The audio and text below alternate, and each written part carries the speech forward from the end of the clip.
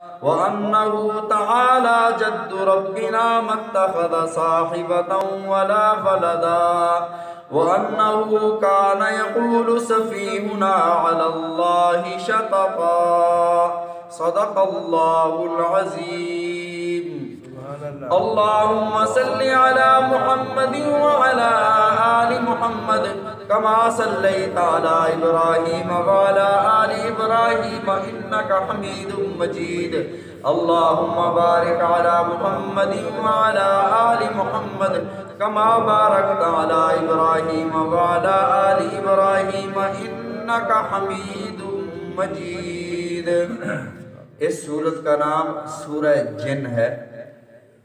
یہ سورت مکہ مکرمہ میں ہجرت سے پہلے نازل ہوئی. جن جیم اور نون کا مادہ جس لفظ میں جس جگہ بھی پایا جائے گا وہاں پوشیدگی کے مستور ہونے کے معنی ہوں گے. مثلا جن بولا گیا، جن کا معنی پوشیدہ چیز، چھپی ہوئی چیز جو انسانوں کی نگاہوں سے اوجھل ہے. جیم نون جنت، جنت انسانوں کی نگاہوں سے اوجھل ہے. جنون جیم نون آ گیا، جنون جو عقل معوف ہو جاتی ہے، پاگل پن جسے کہتے ہیں، وہ بھی انسان کو بظاہر نظر نہیں آتا. جنین رحم مادر کو کہا جاتا ہے. فرمایا کہ جیم اور نون کا مادہ جہاں جہاں پایا جائے گا وہاں پوشیدگی کے معنی ہوں گے. اللہ رب العزت نے حضرت آدم علیہ السلام سے پہلے اس سرزمین پر جنوں کو آباد فرمایا تھا. اللہ نے فرمایا ربنی جائل فی الارض خلیفہ، میں زمین پر اپنا ایک خلیفہ بنانا چاہتا ہوں، بھیجنا چاہتا ہوں. فرشتوں نے عرض کیا میرے مولا یہ تو زمین پر فساد اور خون ریزی کریں گے. اب انہیں کیسے پتا تھا کہ یہ خون ریزی اور فساد کریں گے؟ تو فرمایا کہ جنات چونکہ پہلے لڑائیاں کرتے تھے تو جنوں پر قیاس کرتے ہوئے فرشتوں نے عرض کیا میرے مولا یہ بھی لڑائیاں کریں گے. حضرت آدم علیہ السلام سے 2000 سال پہلے اللہ رب العزت نے جنات کو زمین پر آباد فرمایا. اور علامہ ابن کثیر رحمۃ اللہ علیہ اپنی تفسیر میں لکھتے ہیں کہ جنات سے بھی پہلے اللہ رب العزت نے ایک مخلوق کو پیدا فرمایا تھا. اس مخلوق کو ہن اور بن کہا جاتا تھا. باقی اس کی تفصیلات نہیں ملتی کہ وہ مخلوق کیسی تھی، کیسے وہ ختم ہو گئی، وہ کیا نظریہ تھا، کوئی اس کے بارے میں کوئی اور تفصیل نہیں ملتی. بہرحال جنات کو اللہ رب العزت نے حضرت آدم علیہ السلام سے پہلے پیدا فرمایا، پہلے آباد فرمایا. اللہ رب العزت نے بے شمار مخلوقات پیدا فرمائی. جنات اور فرشتے، حیوانات، انسان، یہ ساری اللہ کی مخلوق ہیں. پھر ہر مخلوق میں بھی اقسام ہیں. مثلا فرشتے ہیں، جیسے جنات لطیف ہیں، یہ نظر نہیں آتے. فرشتے اس سے بھی لطیف ہیں، وہ بھی نظر نہیں آتے. فرشتوں کو اللہ رب العزت نے پیدا فرمایا. فرشتوں میں اللہ نے فرما برداری کا، عقل و فہم کا مادہ رکھ دیا. فرشتے جو بھی کام کرتے ہیں اللہ کی مرضی سے ادھر ادھر، جیسے انسان کی فطرت اور عادت ہوتی ہے وہ ایسے اللہ کا حکم بجا لاتے ہیں. لا یعصون اللہ ما امرہم ویفعلون ما یؤمرون، جو انہیں حکم کیا جاتا ہے وہ حکم بجا لاتے ہیں، ذرہ برابر بھی ادھر ادھر نہیں جاتے. البتہ فرشتوں کے طبقات ہیں. کچھ فرشتے حاملین عرش ہیں، یہ سب سے مقرب اللہ کے فرشتے ہیں. پھر حافین حول العرش، عرش کے ارد گرد طواف کرنے والے فرشتے ہیں. پھر مالا اعلیٰ کے فرشتے ہیں. پھر آسمانوں کے فرشتے ہیں. پھر زمین کے فرشتے ہیں جو آسمانوں سے احکام اور انسانوں کی روزی لاتے ہیں، جو زمین سے انسانوں کے اعمال اوپر لے کر جاتے ہیں. اللہ کے اتنے فرشتے ہیں. نبی علیہ الصلوۃ والسلام نے ارشاد فرمایا کہ بیت اللہ کے عین اوپر اللہ نے ایک خانہ کعبہ بنایا ہے، اس کا نام بیت المعمور ہے، اور روزانہ 70,000 فرشتے اس بیت المعمور کا طواف کرتے ہیں. ایک دفعہ جو طواف کر لیتا ہے قیامت تک پھر اس کی باری نہیں آتی. اس قدر فرشتے اللہ رب العزت کے. اور قربان جاؤں نبی علیہ الصلوۃ والسلام کی شان پر اللہ نے فرمایا ان اللہ و ملائکتہ یصلون علی النبی، اللہ بھی اللہ کے جتنے بھی فرشتے ہیں سارے حضرت محمد مصطفیٰ صلی اللہ علیہ وسلم پر درود پاک بھیجتے ہیں۔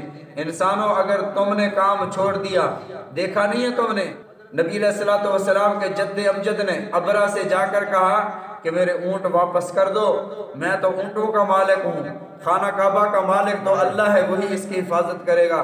جب انسانوں نے جواب دیا پھر اللہ نے فرمایا کہ اب انسانوں سے کام ہی نہیں لینا۔ پھر اللہ نے پرندوں سے کام لیا، فارسل علیہم طیرا ابابیل، ابابیلوں کو اللہ نے بھیج دیا۔ اللہ نے سورہ محمد کے آخر میں ارشاد فرمایا ان تتولوا یستبدل قوما غیرکم ثم لا یکونوا امثالکم، اگر تم منہ پھیر لوگے، اگر تم اللہ کے دین کا کام نہیں کرو گے، اللہ تمہیں ایک طرف ہٹا کر کوئی اور بندے لے آئیں گے، ان سے اللہ دین کا کام لیں گے۔ نبی علیہ الصلوۃ والسلام نے جنات کو تقریباً 6 بار تلقین فرمائی، دین اسلام کی تبلیغ فرمائی۔ ایک دفعہ جنت البقیع میں اور ایک دفعہ عکاظ کا جو میلہ لگتا تھا، بازار لگتا تھا، سال کے بعد ایک منڈی لگتی تھی عکاظ کے نام سے، اور وہاں پر 20 دن تقریباً منڈی لگی رہتی تھی۔ نبی علیہ الصلوۃ والسلام وہاں اس منڈی میں تشریف لے گئے تاکہ توحید کی دعوت دیں۔ واپسی پر وادی نخلا میں نبی علیہ الصلوۃ والسلام نے جنوں سے خطاب فرمایا۔ حضرت عبداللہ بن مسعود رضی اللہ تعالیٰ عنہ فرماتے ہیں اللہ کے نبی صلی اللہ علیہ وسلم نے ایک لکیر اور دائرہ کھینچا، فرمایا اس کے اندر بیٹھے رہو، اس کے اندر کوئی نہیں داخل ہو پائے گا، آپ یہاں سے نکلنا نہیں ہے۔ تو نبی علیہ الصلوۃ والسلام تشریف لے گئے۔ حضرت عبداللہ بن مسعود رضی اللہ تعالیٰ عنہ فرماتے ہیں میں دیکھ رہا تھا کہ مجھے سر ہی سر نظر آ رہے تھے، اور رسول اللہ صلی اللہ علیہ وسلم انہیں قرآن سنا رہے تھے۔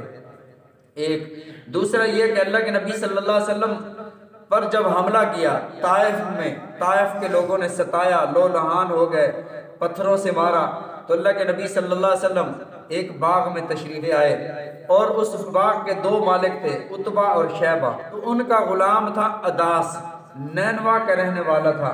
نینوا ایک صوبہ ہے موصل عراق میں، وہاں ہے، یہ غلام وہاں کا تھا۔ اللہ کے نبی صلی اللہ علیہ وسلم کو جب زخمی دیکھا تو انگوروں کا گچھا لے کر ان مالکوں کی اجازت سے نبی علیہ الصلوۃ والسلام کی خدمت میں حاضر ہوا، انگوروں کا گچھا دیا۔ اللہ کے نبی صلی اللہ علیہ وسلم نے بسم اللہ الرحمن الرحیم پڑھ کر انگور منہ میں لیے۔ وہ بڑا حیران ہوا، متعجب ہوا کہ آج سے پہلے کسی نے ایسے بسم اللہ الرحمن الرحیم نہیں پڑھا، پہلے اس نے یہ جملہ سنا تھا۔ نبی علیہ الصلوۃ والسلام نے پوچھا کہ آپ کہاں کے رہنے والے ہو؟ کہتے ہیں میں نینوا کا رہنے والا ہوں۔ آپ نے فرمایا کہ وہاں تو میرے بھائی یونس رہا کرتے تھے۔ تو وہ حیران ہوا، کہتا ہے آپ کو کیسے پتا ہے؟ تو اللہ کے نبی صلی اللہ علیہ وسلم نے ارشاد فرمایا میں بھی اللہ کا نبی ہوں، وہ بھی اللہ کے پیغمبر تھے۔ تو وہ نبی علیہ الصلوۃ والسلام کے پاؤں مبارک کو بوسے دینے لگا۔ تو اللہ کے نبی صلی اللہ علیہ وسلم جب وہاں سے تشریف لائے، راستے میں اللہ کے نبی صلی اللہ علیہ وسلم کی ملاقات جنوں سے ہو گئی، اور جنوں کو آپ نے خطاب فرمایا۔ ایک روایت یہ ہے۔ دوسرا یہ کہ فجر کی نماز میں نبی علیہ الصلوۃ والسلام بڑی لمبی تلاوت فرمایا کرتے تھے۔ تلاوت آپ فرما رہے تھے، جنوں کی ایک جماعت گزر رہی تھی، فرشتے اوپر سے کوئی حکم لا رہے ہیں، ایک دوسرے کو بتاتے تھے۔ نجومیوں کے جو جنات ہیں یہ جانے والے وہاں سے جا کر سن لیتے اور اپنے آ کر نجومیوں کو بتا دیتے کہ فلاں جگہ بارش ہونی ہے، فلاں یہ ہونا ہے۔ تو ایک سچی بات اور 100 جھوٹی باتیں ملا کر نجومی لوگوں کو بتایا کرتے تھے۔ اب یہ سلسلہ اللہ رب العزت نے نبی علیہ الصلوۃ والسلام کی بعثت کے بعد بند فرما دیا، اور شہاب ثاقب کو پیچھے لگا دیا۔ جو بھی جن اوپر جاتا تو شہاب ثاقب ان کے پیچھے پڑ جاتے، فاتبعہ شہاب ثاقب۔ اب جنوں نے آپس میں مشورہ کیا کہ یار تلاش تو کرو کہ یہ تبدیلی کیوں آ گئی ہے، یہ شہاب ثاقب ہمارے پیچھے کیوں دوڑتے ہیں، کیوں ہمیں جلایا جاتا ہے، ہمیں اوپر جانے پر پابندی لگ گئی ہے۔ تو جنوں کی جماعت سرگرداں تھی، تلاش کر رہے تھے۔ نبی علیہ الصلوۃ والسلام فجر کی نماز پڑھا رہے تھے، تقریباً 9 جنوں کی جماعت جس میں 9 افراد تھے وہاں سے گزر ہوا، تو انہوں نے اللہ کا قرآن سنا، کہنے لگے ہاں یہی وہ بات ہے جس کی وجہ سے ہم پر پابندی لگ گئی ہے، پہرے بٹھا دیے گئے ہیں۔ تو جنوں کی جماعت تو سن کر ایمان لا کر چلی گئی۔ نبی علیہ الصلوۃ والسلام نے سلام پھیرا تو ایک درخت نے نبی علیہ الصلوۃ والسلام کو خبر دی، یا رسول اللہ صلی اللہ علیہ وسلم جنوں کی جماعت ایسے ایسے آئی اور قرآن سن کر چلی گئی۔ تو اللہ رب العزت نے یہ سورت نازل فرمائی جس میں بتایا گیا کہ جنات نے آپ کا قرآن سنا اور ان کی کیفیات کیا تھی۔ یہ لوگ عقل و شعور بھی رکھتے ہیں، آپ کی جنس سے، آپ کی قوم سے بھی ہیں، انسان بھی ہیں، پھر بھی قرآن کو نہیں مانتے۔ وہ غیر جنس ہو کر، وہ آپ کی قوم سے بھی نہیں ہے، وہ آپ کے قرآن کو، کلام مقدس کو سن کر کس قدر متاثر ہوئے۔ فرمایا قل اوحی الی انہ استمع، اے میرے محبوب صلی اللہ علیہ وسلم آپ فرما دیں، اوحی الی، وحی کی گئی میری طرف، انہ استمع نفر من الجن، جب ایک جنوں کی ایک جماعت نے اللہ کا قرآن سنا۔ نبی علیہ الصلوۃ والسلام نے ارشاد فرمایا جب کوئی اللہ کا کلام، اللہ کا قرآن تلاوت کرتا ہے تو فرمایا اللہ کے نورانی فرشتے آ کر اس کے لبوں کا بوسہ لیتے ہیں۔ انہ استمع نفر من الجن، جب قرآن جنوں کی جماعت نے سنا، فقالوا، کہنے لگے، انا سمعنا قرآنا عجبا، بے شک ہم نے عجیب قرآن سنا ہے، یہدی الی الرشد فآمنا بہ، یہدی الی الرشد، یہ قرآن ہدایت کی طرف رہنمائی کرتا ہے، فآمنا بہ، ہم اس پر ایمان لے آئے، ولن نشرک بربنا احدا، اور ہم اپنے رب کا کبھی کسی کو شریک نہیں ٹھہرائیں گے، وَأَنَّهُ تَعَالَى جَدُّ رَبِّنَا مَتَّخَذَ صَاحِبَةً وَلَا وَلَدًا، بے شک ہمارا رب بڑی بلند شان والا ہے، مَتَّخَذَ صَاحِبَةً وَلَا وَلَدًا، ہم نہ آپ کی نہ اللہ کی ہم بیوی بناتے ہیں، ولا ولدا، نہ اولاد ثابت کرتے ہیں، وَأَنَّهُ كَانَ يَقُولُ سَفِيهُنَا عَلَى اللَّهِ شَطَطًا، ہم میں سے بے وقوف لوگ اللہ پر جھوٹ کا بہتان باندھتے ہیں، بڑی زیادتی کرتے ہیں، وَأَنَّا ظَنَنَّا أَن لَّن تَقُولَ الْإِنسُ وَالْجِنُّ عَلَى اللَّهِ كَذِبًا، آج سے پہلے ہم یہ سمجھتے رہے کہ جن اور انسان اللہ پر کبھی جھوٹ نہیں بول سکتے، لیکن اب ہم نے دیکھا کہ حقیقت یہ ہے کہ اللہ کا کوئی شریک نہیں، اللہ کی کوئی بیوی نہیں، اللہ کی کوئی اولاد نہیں، یہ لوگ جھوٹ بول کر اللہ کی بیوی بھی ثابت کر رہے ہیں، اللہ کی اولاد بھی ثابت کر رہے ہیں۔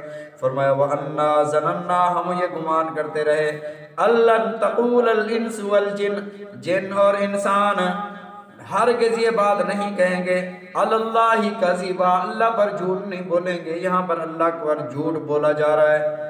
باقی انشاءاللہ العزیز ان کی باتیں کل ذکر کریں گے، آگے انہوں نے کیا کہا۔ اللہ تعالی ہم سب کو سمجھنے کی، عمل کرنے کی توفیق عطا فرمائے، نبی علیہ الصلوۃ والسلام کے فرامین سمجھنے کی، عمل کرنے کی توفیق عطا فرمائے۔